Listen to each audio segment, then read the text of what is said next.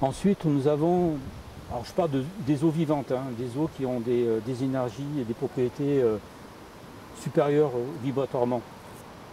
Pour aller chercher ces eaux-là, en fait, il faut s'écarter du monde pollué. Donc il faut aller en sous-sol, dans les roches, donc là on revient à l'eau de source, mais aussi dans les fonds marins. Donc dans les années 70, il me semble, on avait, on en boit toujours, on avait découvert l'eau de Quinton. L'eau de Quinton, c'est une eau en fait qui sert en fait au plancton, ils se nourrissent de ça en fait. Donc on s'est dit, ben, pourquoi pas utiliser cette eau-là, on la trouve en pharmacie, pour soigner les gens. J'en ai bu, hein, quand j'étais petit, ma mère connaissait cette eau et dès que j'avais des examens où j'étais un peu en période de stress, où il fallait que je sois calme et reposé, je buvais ça. Ou alors quand je sortais en fait d'une maladie avec de la fièvre et tout qui m'avait fait baisser un petit peu les énergies, elle me faisait boire ça.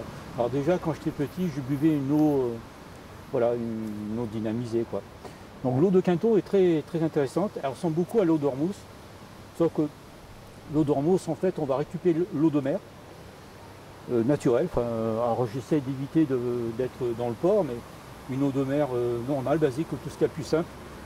Et on va y rajouter un peu de soude, donc je vous montrerai tout à l'heure, un peu de soude, et en fait ce mélange eau de mer soude, on va le laisser décanter pendant quelques jours, 3, 4, allez, 5 jours maximum, et petit à petit on va filtrer, on va enlever l'eau de mer et on va y rajouter l'eau qu'on souhaite, c'est-à-dire une eau énergétisée déjà, donc une eau riche en sels minéraux, pourquoi pas, même l'eau en bouteille, hein, très bien.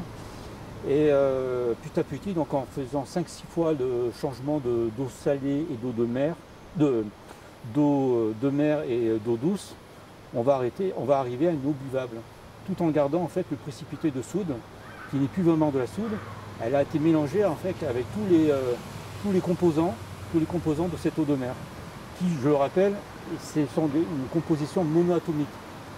Et le monoatomique, en fait, on le retrouve dans le composé de l'or, le composé de pas mal de minéraux.